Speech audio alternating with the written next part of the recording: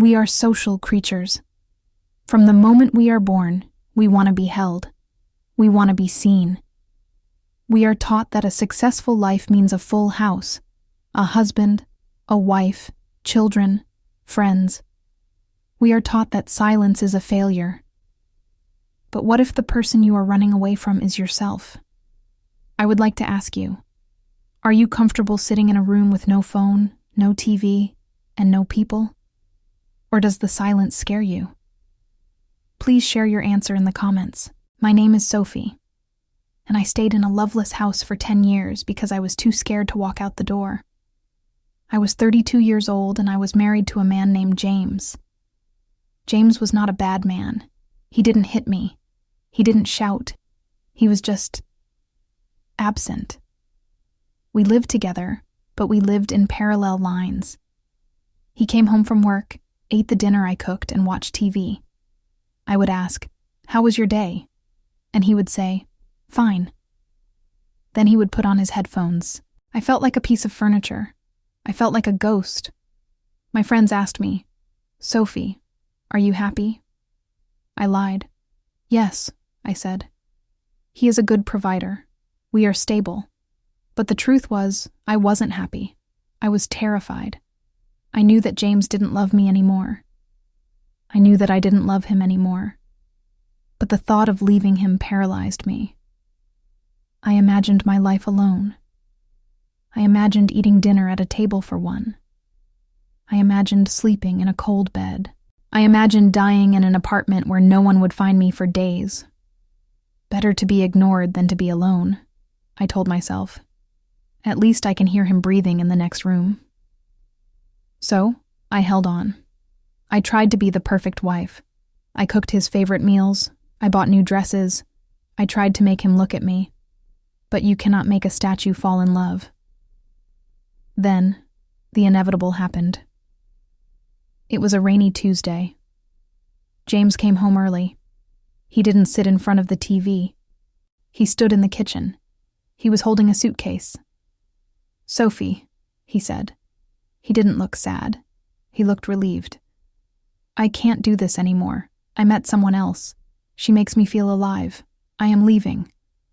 My biggest fear stood right in front of me. "No," I begged. I grabbed his arm. "James, please. We can fix this. I can change. Don't leave me here." "It's over, Sophie," he said gently. He pulled his arm away. "I left the checkbook on the table. You keep the house." He walked out the door. The sound of the door closing was like a gunshot. Click. I watched his car drive away. I turned around. The house was big. The house was quiet.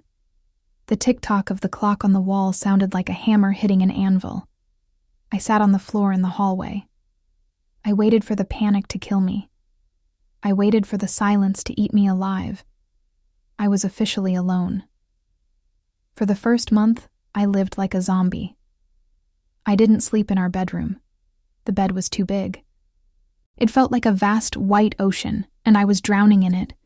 Instead, I slept on the sofa in the living room. I kept the television on 24 hours a day. I needed the noise. I needed to hear voices. If the house was silent, my brain started to scream. "You are alone. Nobody wants you. You will die here." I checked my phone every 5 minutes. I prayed to see a message from James. "I made a mistake, Sophie. I'm coming back." But the phone was always black. I stopped cooking. Why cook for one person?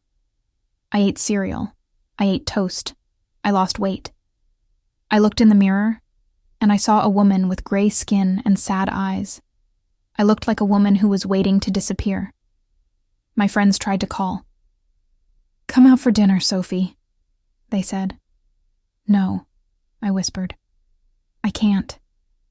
I was afraid to go outside. I was afraid people would look at me and see the abandoned wife. I was afraid to sit in a restaurant alone. I was afraid to walk in the park alone. I felt naked without a husband.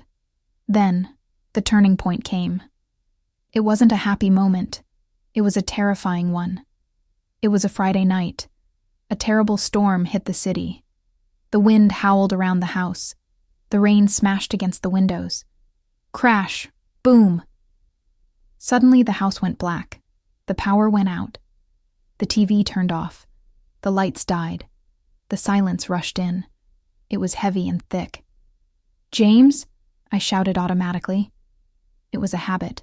Whenever I was scared, I called James. But nobody answered. There was only the sound of the wind. I sat on the sofa, trembling. I was alone in the pitch black. My heart was hammering against my ribs. This is it, I thought. This is the moment the monsters come. I waited. I cried. I curled into a ball. 10 minutes passed, 20 minutes, an hour. The monsters didn't come. The house didn't collapse. I was still breathing. I stood up. My legs were shaking. I used the light from my phone to find the kitchen drawer. I found a candle and a box of matches. Scritch. Flare. I lit the candle. A small, warm, yellow flame appeared. It danced in the dark. I carried the candle to the hallway mirror. I looked at myself. I saw my tear-stained face. I saw my messy hair. "You are alone, Sophie," I said out loud. My voice sounded strange in the empty house. "James is not coming to fix the lights. James is not coming to hold your hand." I looked at the flame. "You have to save yourself." Something clicked in my brain.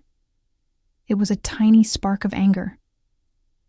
Why was I waiting for a man who didn't want me? Why was I acting like a helpless child? I was 32 years old. I had a job. I paid the bills. I knew how to light a candle. I walked upstairs to the bedroom. The big, scary bedroom. I put the candle on the nightstand. I pulled back the covers of the big bed. I didn't sleep on the edge, leaving space for James. I lay right in the middle. I spread my arms out like a starfish. I occupied the space. "This is my bed," I whispered. "This is my house, and I am not afraid of the dark." I slept. For the first time in a month, I slept without the TV. I slept without the noise. When I woke up the next morning, the sun was shining. The power was back on. The birds were singing. I walked into the kitchen. The sink was full of dirty cereal bowls. The trash was full. The house was messy. "Okay," I said. I put on music. Not sad music. Loud, energetic music. I started to clean. I threw away the old newspapers. I washed the sheets. I opened all the windows to let the fresh air in. I scrubbed the floors until my knees hurt. By noon, the house was clean. It smelled of lemon and fresh air. It didn't smell like sadness anymore. I stood in the clean kitchen. I felt hungry. Really hungry. I didn't want cereal. I wanted a real meal. I looked at the fridge. It was empty. I had to go to the supermarket, but it was Saturday. The supermarket would be full of couples, full of families. I felt the fear rising in my throat again. Everyone will see you alone. I looked at my car keys on the table. "You survived the storm, Sophie," I told myself. "You can survive the grocery store." I picked up the keys. I put on my coat. I opened the front door and stepped out into the world. I didn't know that my trip to the supermarket would change everything. I didn't know that in the aisle of pasta and tomato sauce, I was going to meet someone who would teach me the most important lesson of my life. The supermarket was a nightmare. It was Saturday afternoon, the time of happy families. I saw couples holding hands while choosing apples. I saw fathers carrying babies. I saw teenagers laughing in groups. I pushed my cart, keeping my head down. I felt like I had a neon sign on my forehead that said, "Alone." I felt like everyone was looking at my cart, judging my single-person groceries. 1 yogurt, 1 apple, 1 small loaf of bread. I stood in the pasta aisle, staring at the different shapes of noodles. I felt tears pricking my eyes again. I used to buy the big bag of penne for James's Sunday pasta. Now, the big bag seemed like a waste. "Excuse me, dear. You are blocking the linguine." I jumped. I turned around. Standing there was an older woman. She must have been 70 years old. She was wearing a bright purple coat and a hat with a yellow flower. She had bright red lipstick and glasses hanging on a chain around her neck. She didn't have a big cart. She had a small red basket. "I'm sorry," I stammered, moving my cart. She didn't move past me. She stood there and looked at the jar of sauce in my hand. It was the cheapest brand. "Put that back," she said. Her voice was bossy but kind. "What?" "That sauce," she said. "It tastes like metal and sadness. If you are going to eat, eat well." She reached into the shelf and pulled out a jar of expensive truffle sauce. She dropped it into my cart. I looked at her basket. Inside, she had one small baguette, a piece of very expensive cheese, a small chocolate cake from the bakery, and a bottle of good red wine. Are you having a party?" I asked. The woman laughed. It was a loud, happy sound. "A party?" "No, darling. My husband died 10 years ago. My children live in London. This is my Saturday night date." "A date?" I asked, confused.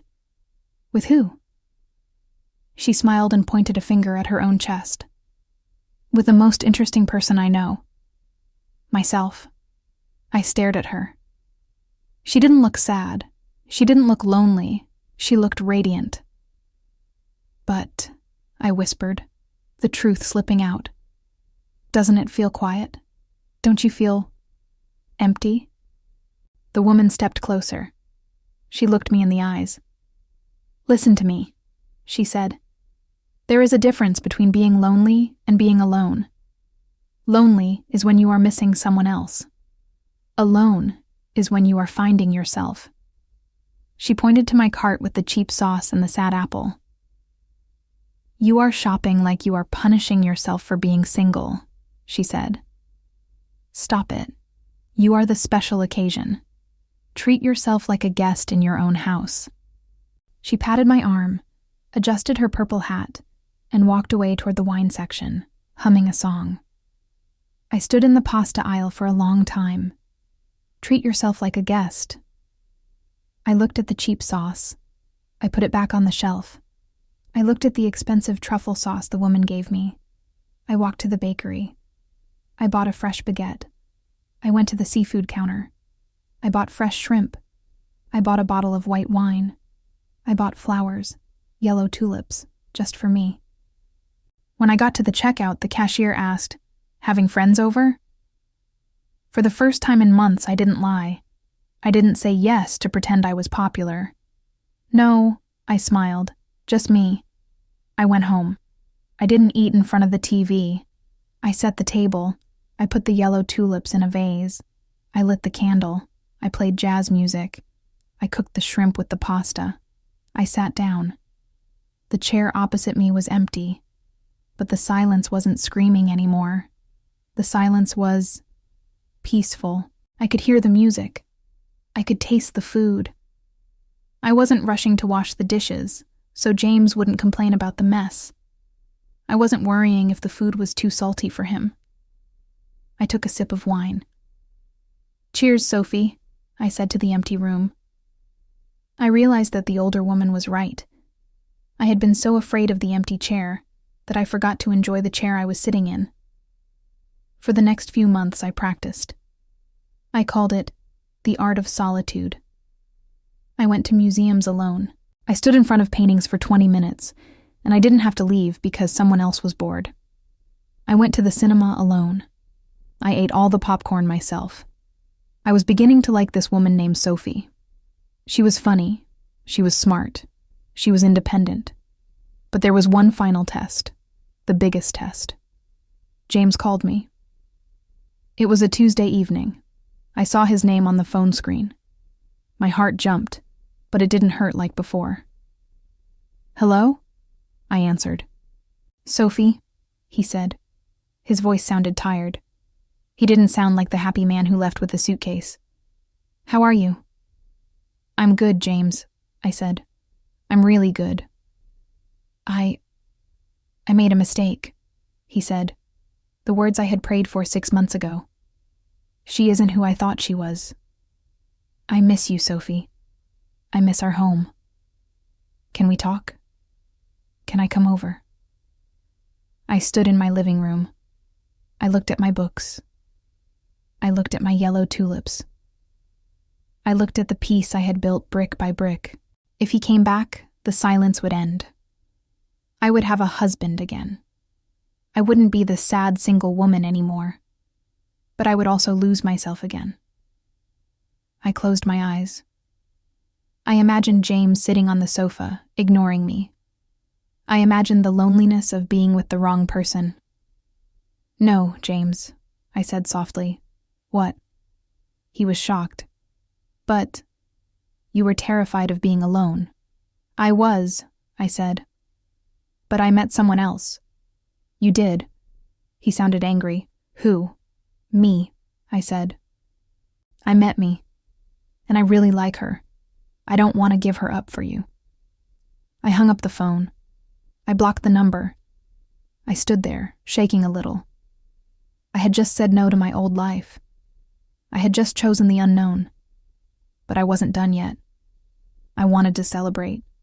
I opened my laptop. I went to a travel website. I had always wanted to go to Paris. James hated travel. He said it was a waste of money. I clicked one ticket. Destination, Paris. I was going to the most romantic city in the world, and I was going alone. Would you like to continue the story? Of course. Here is the final part of Sophie's story. Paris was exactly like the postcards. It was beautiful. The Eiffel Tower sparkled like a diamond. The smell of fresh bread was everywhere. The river Seine flowed slowly through the city. But Paris is also the city of lovers. Everywhere I looked, I saw couples. They were kissing on bridges. They were holding hands in cafes. They were taking photos together.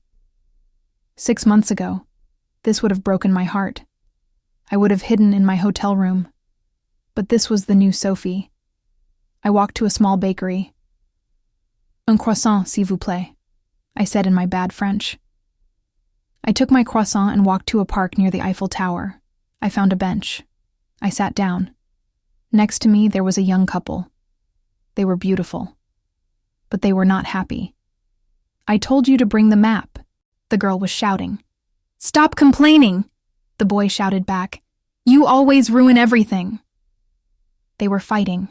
They were miserable. They were together, but they were unhappy. I took a bite of my buttery croissant. I watched the birds flying in the sky. I felt the warm sun on my face. I didn't have to argue about a map. I didn't have to worry if someone was having a good time.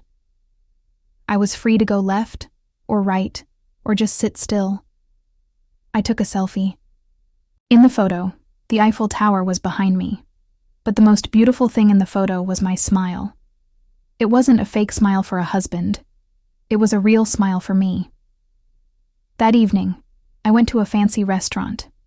I wore my best red dress. Table for two? The waiter asked, looking behind me. Table for one, I said proudly.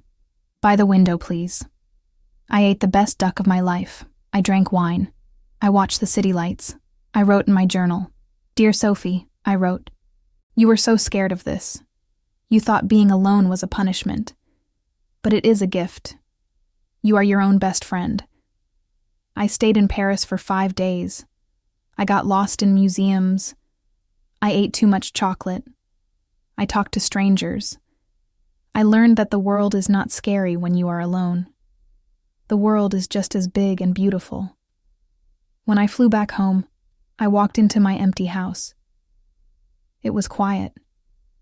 But it didn't feel empty anymore. It felt full of potential. I kept the yellow tulips on the table. I kept buying the expensive sauce. I am not saying I want to be single forever. Maybe one day I will meet a man. Maybe I will fall in love again. But next time, it will be different. I won't fall in love because I am scared of the dark. I won't fall in love because I need someone to pay the bills. I won't fall in love because I need to be complete. I am already complete. If I meet someone, he will not be my other half. I am not a half. I am a whole. He will just be a guest at my party. And if he leaves, that's okay. The party will continue because I am the host. My name is Sophie. My biggest fear was ending up alone. But I faced my fear, and I found the truth.